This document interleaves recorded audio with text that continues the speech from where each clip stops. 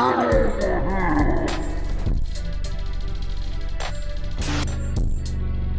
a MR.BALLEN video, man. They made a special law because of him. Because of him was him. Him. Okay, him. Oh, my bad. That bitch said, man, you know what I'm saying? We finna go ahead and get into it. This motherfucker already long anyway, so we finna just go ahead and get into it. Yeah. Midnight on August 15th, 2019, when all of a sudden, right in front of them, another car came bombing down the vehicle. And all of the like buttons belts. Also, please subscribe to our channel. July 18th, 2019, 28-year-old Andrew Harper scrawled a little note inside of a card, and then he folded the card up, he slipped it into its envelope, and he handed that envelope off to a nearby friend. And this friend, after getting this envelope and Andrew's directions for what to do with it, he left Andrew's room and began walking down the hall all the way towards the other side of the Ardington house. The Ardington house, where they were staying, is this beautiful mansion built in the 1700s that sits on about 30 acres of gardens and parklands, and it's located about an hour west of London in the English countryside. Once Andrew's friend, with this letter in hand, had walked all the way across the mansion and had found the room he was looking for, he gently knocked on the door, and then after being led inside, he made his way right over to 28-year-old Lissy Beckett, and he handed her the envelope. Lissy and Andrew had grown up in the same town of Wallingford, which is a small rural town about 10 miles away from where they were, the Ardington house. And from the time Lissy and Andrew had met each other when they were 15 years old, they had become totally inseparable. It was truly love at first sight.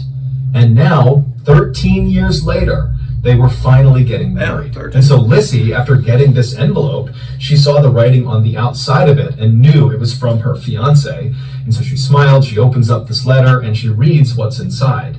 And it just said, "Life is slippery. Here, take my hand." While on the surface, this little note seemed like nothing more than a romantic gesture from Andrew, in reality, those 7 words contained in that card were a great representation of who Andrew really was. He was a protector. Ever since Lissy could remember, Andrew had always been so concerned with her safety, and for that matter, anybody around Andrew was just worried about and wanted to make sure everybody was taken care of. And as Andrew got older and grew to be this massive 6'5" tall man, his natural inclination to protect other people only became more pronounced. While Andrew was known for being incredibly charming and friendly and approachable, at a moment's notice, he could flip the switch and literally step in and use his big frame to protect anybody that needed protecting, no questions asked. And so it came as no shock to Lissy, or really anybody who knew Andrew, when Andrew, at the age of 19, became a special constable or volunteer police officer for the Thames Valley Police Department. This police department was the same one that oversaw Wallingford, where he and Lissy had grown up, and also the surrounding areas. And just a year after becoming a special constable, Andrew had done such an amazing job that he was hired on by the Thames Valley Police Department to be a regular constable, so a full-fledged police officer. And over the following years that he was a regular constable, Andrew's hard work and dedication would quickly make him one of the most well-respected and well-liked police officers on the force. In fact, just a few weeks before he sent off that letter to Lissy on the day of their wedding, Andrew had been promoted. He had been assigned to the road policing unit within the Thames Valley Police Department, and what that meant was, in addition to a host of new responsibilities on a day-to-day basis, Andrew would now become one of the police officers who would immediately respond to any emergency call that came in. He was basically a front lines police officer now. And so, of course, this meant Andrew's job just became a lot more dangerous, but for Andrew, that didn't matter at all, because to him, the most important thing was protecting people in need. And so this promotion just gave him a bigger opportunity to do that. And so Lissy, after reading this little note that Andrew had just sent her, she set it down on the table, and now with a big grin on her face, she finished getting ready, and then that afternoon, she and Andrew would walk down the aisle, and they would say, "I do," in front of their families and their closest friends, and then that evening, after the newlyweds had had their first dance as a married couple, they would tell each other that this was the happiest day of their lives. 28 days Guys, later, with that on next. August 15th, Andrew, along with his partner, who also was named Andrew, his name was Andrew Shaw, they were conducting a surveillance operation in a town called Reading. Reading is a town about 30 minutes south of Wallingford. Just after 11 p.m., the men finally decided it was time to shut down their operation and head back home. Their shift had actually ended 4 hours earlier, Damn. but being hardworking and Talking diligent about police riding the clock. officers, they had worked overtime because they knew it would help their unit. But now at 11 p.m., they were totally exhausted, and so as they're kind of yawning and packing up their things, Shaw, who was driving, would fire up the engine of the unmarked BMW car they were in, and then once it was on, he would pull away from the curb, and they would start heading north. At the same time, a very distressed man who lived not far from where Andrew and Shaw had just been doing surveillance, he called 999 and he told the dispatcher that just a few moments ago, this gray sedan had pulled up his driveway and stopped right outside of his property. Now, this man's property was off of a road called Admore Lane, which was this winding one-lane country road that had very little traffic, and there was not that many properties off of it. And so for any... They need to add more motherfucking line. That little ass road, god damn. To pull on to this man's property would have caught his attention, let alone a car pulling onto his property in the middle of the night. And so as soon as the man had seen these headlights coming up his driveway, he had gone to the window and watched, wondering, what is this person doing? Had they turned onto the wrong property? Are they going to turn around and leave? But to his horror, once this car had stopped right outside of his house, 3 masked men who were carrying weapons of some kind got out of the vehicle. And so at that point, the man had frantically dialed 999, and as he's trying to describe the situation to the dispatcher, he suddenly tells the dispatcher, as he's looking out the window, that he thinks these men are here to steal his quad bike. His quad bike was parked right outside of his detached garage, and he saw them walking towards it. And so he tells the dispatcher, who's already told him that police are on the way, he tells the dispatcher, I can't wait any longer. I'm going out to confront them and stop them from stealing my bike. You ain't the got dispatcher yells at him not to and says You ain't got no gun. Don't take your ass out that motherfucking door. You ain't got no gun. For real. Go out there, fuck stay in your house, but this guy's not listening. And so he runs to his front door, he opens the front door up, but by the time he's looking outside, the gray car, the 3 masked men, they're all gone, and so too is his quad bike. And so he goes back and talking to the dispatcher, and the dispatcher says, look, just stay at your house, the police are on the way, they will intercept that car, they'll get your quad bike back. And so seconds later, a call went out over the radio to Thames Valley Police to go and intercept this gray car on Admore Lane. So whoever was closest, go over there, but be advised, the occupants of this car are 3 masked men that are armed and dangerous. Now, Andrew and Shaw, when they heard this call, they would have known that they were not the only officers that could have taken this call. And they also would have known that they've been off the clock now for like 4.5 hours. There was no expectation that they would continue to work and go take this call. But they didn't care at all. When that call came across, the only thing they thought about was, do your job. And so Shaw, he whips the car around and he speeds towards Admiral Lane, and he pulls off of the main road called the... They real dedicated, because I would have took my ass home. 84, he gets onto Admore Lane and he starts driving north. Now, as soon as they turned onto that road, their vehicle effectively blocked the way for anybody coming the other direction. And so at this point, they're expecting this gray car full of these masked men to be coming in their direction, and they are now blocking the way. And so Andrew and Shaw, as soon as they get on that road, they know a close quarters confrontation is almost guaranteed. But when you listen to the dash cam footage from the front of their vehicle, they picked up the voices of Andrew and Shaw as they turn onto this road. There is no nerves, there's no fear, there's no hesitation. They are calm as can be. This is what they have trained for. They were ready. And so Shaw, he's making his way up this winding road. It's totally pitch black. The trees are practically on top of the road. It's like a tunnel of trees. And so they're driving along this road, and then all of a sudden, look how little that road is.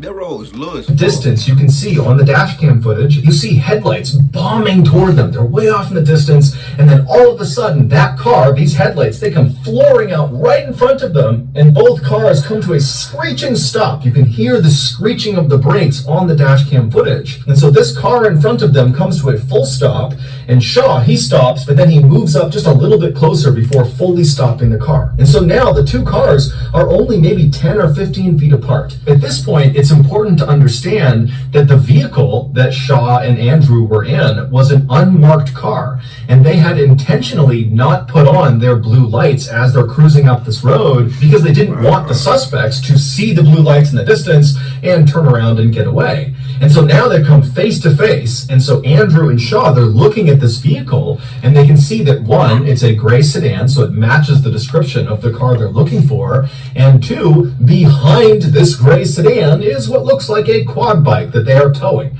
And so they know this is the car they were looking for. It's on Admore Lane. This is going to be it. And so Shaw, he flips on the blue lights, and Andrew, who's in the passenger seat, he opens the door and begins yelling at the occupants to stay where they are. But they don't listen, because now the masked men in the gray car, they know they've been caught. There's police right in front of them. And so suddenly, one of the masked men in the back seat of this car, he leaps out of the vehicle and he runs around to the back of the gray car and he unhooks the quad bike. And then the gray car, without even waiting for this third masked man to get back inside, it just begins driving forward on the left side of Shaw and Andrew, basically trying to drive around them, despite the fact there's nowhere to drive. It's a ditch on either side of the road. But obviously, these guys are desperate and willing to do anything to get away. And so this gray car has driven down into this ditch before Andrew and Shaw could do anything. And then the third masked man, who's realizing he's being left behind, he starts running around the right side of the police car. So he's trying to go around the other way. And amazingly, as soon as the third masked man made it around to the back of the police car, the gray car somehow managed to pop out of the ditch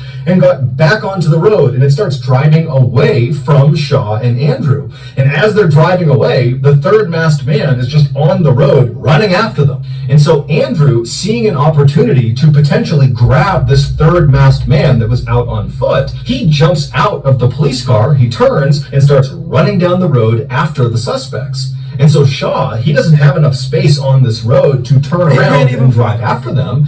And he in a fuck situation because he can't even turn around. He got to back up.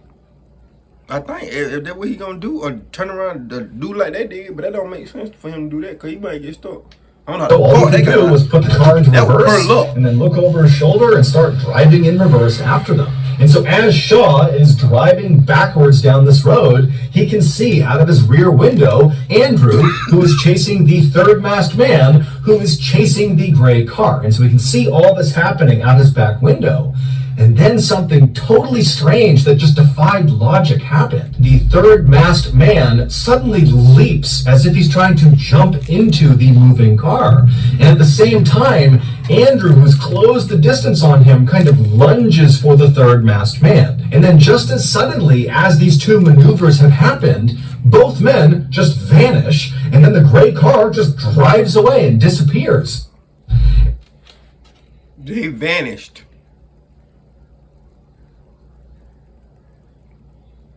What type of fucking scary movie shit these motherfuckers got going on? Just suddenly, as these two maneuvers have happened, both men just vanish. Yeah, MR.BALLEN, and the red car just drives away and disappears. I'm lost, my boy. And so Shaw, he's watching this happen. He has no idea what he's just witnessed. He's thinking, where did Andrew go? Where'd the third masked man go? What's happened? But he still can only drive in reverse. And so he's just driving and driving. And then finally, he reaches a point in the road that's just wide enough that he's able to turn the car around. And as he's doing that, you hear over dispatch that someone is asking Shaw, what's going on? Where are you? And all Shaw is able to say is, my partner, Andrew, has gotten out of the vehicle and I lost him. I don't know where he is. And so after Shaw has turned the vehicle around, he begins driving, now facing the proper direction. And as he's driving down this creepy dark road, you don't see anything. It's eerily quiet. Andrew's nowhere to be found. The car is nowhere to be found. The third masked man, there's no one. And so Shaw is just driving down the road, hoping that as he makes one turn to the next, he's going to see his partner just kind of running on the road somewhere, but he doesn't. But as he's driving along, what Shaw didn't realize was that there were things in the road that belonged to Andrew. They were kind of small, so he didn't see them, but the footage would later reveal that it was almost like there was this trail of Andrew's things kind of littered all over the road. There was his wallet, then there was his badge, then there was his license and other ID cards, and then there was his glove, and then there was this piece of plastic that looked like it belonged on Andrew's vest. And then a little farther down the road, because Shaw is still driving and scanning for his partner and scanning for anything, and there's just nothing. As he's driving along, he would, in real time, notice something of Andrew's, and it was Andrew's stab vest that he wore over his chest. And so he stops the vehicle and he gets out, and again, he's on this totally pitch black road where it's weirdly quiet. And he's walking up and he grabs the vest, he comes back into his vehicle and he puts it down inside of his car. And at this point, over the radio, people are asking Shaw, what's going on? Where are you? And you hear in Shaw's voice a bit of panic as he's like, I've found Andrew's stab vest. It was on the side of the road. And he can't make sense of that. He has no idea why it's there. And dispatch, they don't know what to make of that. And so Shaw just continued driving down this road, thinking to himself, what's happening here? Meanwhile, less than a mile away at the end of Admore Lane, where it joined up with A4, which is where Andrew and Shaw had originally come in, two other Thames Valley police cars had arrived at that intersection. They had gone there specifically to try to intercept this gray car as they fled. And so they're sitting at this intersection and they're looking up Admore Lane and they see headlights bombing towards them. It's the gray car, and the gray car comes speeding out onto A4. It makes a hard turn and it speeds away from these two police cars. And so one of these two police cars that were waiting out on the A4, one of them takes off following the gray car. But the other police car, they stay right there because unbelievably, they had just spotted Andrew.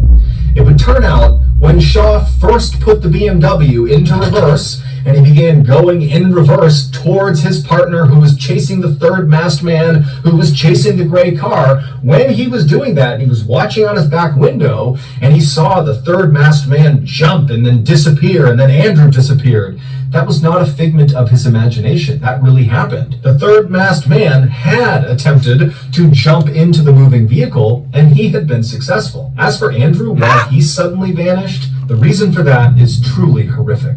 The three masked men were 18-year-old Henry Long and 17-year-olds Albert Bowers and Jesse Cole. All three of them, prior to this night, had fairly extensive criminal records, and they proudly referred to themselves as career thieves, which basically just meant they spent all day and all night stealing from people. And so that night, they had gone out with the intention of stealing that man's quad bike. It's unclear how they knew he had a quad bike, but they definitely showed up prepared because they knew they would have to get onto his property and very quickly tow that bike out of there before the homeowner could stop them. And so they had attached this long, very thick rope to the back of their gray car. It was basically like this big loop of rope, almost like a lasso. And so when they pulled up onto that man's property, they backed up to the quad bike and they looped that stretch of rope over the handlebars of this quad bike. And then all three of them piled back into the gray car and they sped off with the quad bike in tow. But when they were on Admore Lane and came face to face with Andrew and Shaw and realized those are police officers and were caught, the third masked man, aka Jesse Cole, he hopped out of the gray car, he ran around to the back, and he unhooked the loop of rope from this quad bike, ditching the quad bike by the side of the road so that it would be easier for the gray car to make their getaway. And so once it was free, the gray car kind of took off without Jesse, and so Jesse ran around the cop car, but Jesse would get back up to the side of the gray car, and he would leap into the window, and as soon as he was inside, and Henry, who was driving, he knew he was inside, so they're all good, Henry hit the gas. And who was standing with both feet inside of that loop of rope dangling off the back of the gray car when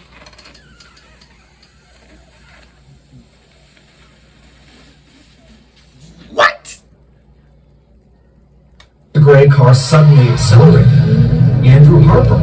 Andrew was swept off of his feet as the rope grabbed onto his legs, and so his head came back and smashed into the ground, and then he was dragged for 91 seconds at an average speed of 42.5 miles per hour down Admore Lane. It was only after he had been dragged for over a mile, whipping violently side to side, smashing not only into the ground, but into trees and fence posts and shrubs, just getting destroyed on this road, that finally, when they pulled off of Admore Lane and got onto A4, that turn swung Andrew around and he smashed into a curb that dislodged him from the rope and sent him careening into traffic. At that point, one of those two police cars took off after the gray car in pursuit. But the other car, they saw Andrew as he was thrown off the back of the gray car and launched onto a thrown. Now, initially, they actually thought that the suspects were just hauling a dead deer behind them because it looked like a bloody deer carcass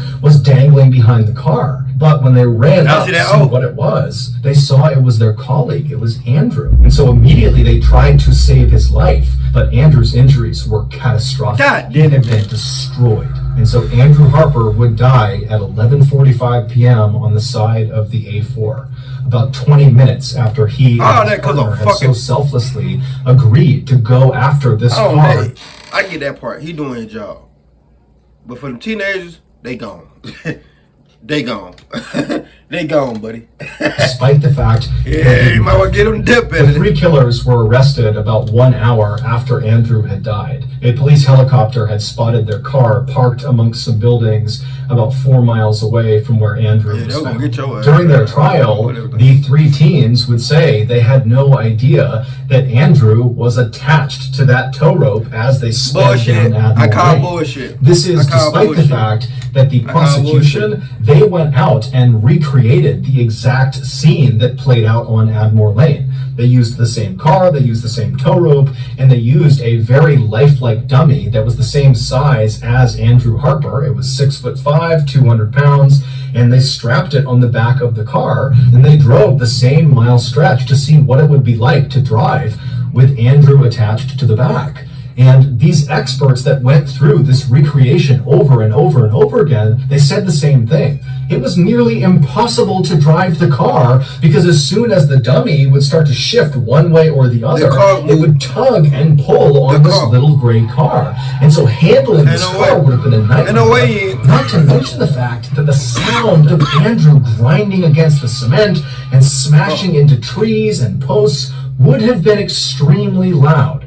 And so the prosecution attested that there was absolutely no way that those three teens wouldn't have known that there was a person connected to the back of their car. Also, the prosecution said that all along Admore Lane, they found blood on both sides of the road, high up into bushes and on trees, indicating that as Henry had driven along with Andrew behind him, he must have been swerving violently side to side, most likely, at least according to the prosecution, to try to dislodge the person that was stuck on the back of his car. But the three teens never changed their story. They also never once said they regretted what they did. They showed absolutely no remorse. And when the verdict was read, and these three teens were not found guilty of murder. They were found guilty of manslaughter, but everybody knew that was significantly better because the sentences were so much shorter. When that verdict came back, these three teens were punching the air and cheering and laughing, just making a complete... Give me 5 minutes in the room with each one of them. Hell, fuck it. Throw all three of them in there. Give me 5 minutes in the rain with all these motherfuckers. They wouldn't make it. Matter of fact, no mind, they going to jail. One thing the police don't do, they don't play about their own kind. I know they got it. I know they got it. And then after being led out of the courthouse with the devastated family of Andrew Harper basically watching them, they were smirking and smiling at the cameras and waving and just treating the whole thing like it was one big joke. Still to this day, none of them have apologized or expressed any regret or remorse about what happened.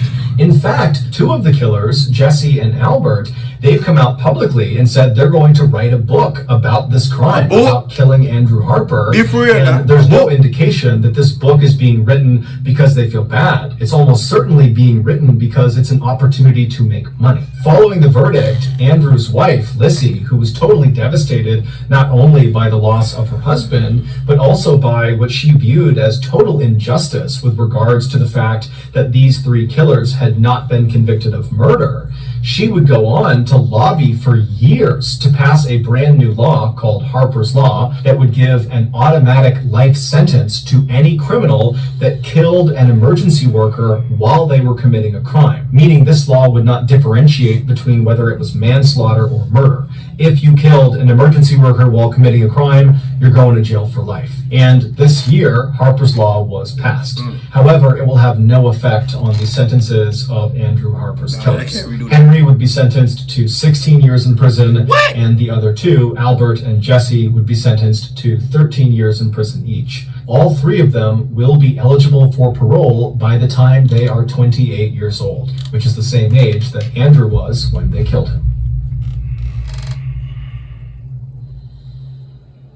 So that's going to do it. If you got something out of today's episode and you haven't done this already, please remove. Yeah, this story was some bullshit. Like, cause I'm thinking, they all got there. You know what I'm saying? I'm thinking he followed him in the goddamn in the car. The chase dude, and they just beat dude, stab dude, and just, you know what I'm saying, throw their body somewhere else. That what I was thinking, but. Damn, that's gruesome than the motherfucker. And to know, bro, if you haul or something on your car and you got a little ass car like that, bro, you know when somebody goddamn, you know what I'm saying, somebody behind you. And plus you got backlights and all that, you can see what going on. They did that shit on purpose the other day. All they had to do was just stop when that new dude was on the back of that damn old car, man. That shit so lame. They give me 5 minutes in the rain. I mean, they give me 5 minutes in the room, pause. 5 minutes in the rain, you know what I'm saying? Make it, mocha. Hey, but I know the police getting them hell, boy. Woo! Anyway, man, give your thumbs up, like, subscribe, see how motherfuckers on that video. With that being said, let's ride, nigga.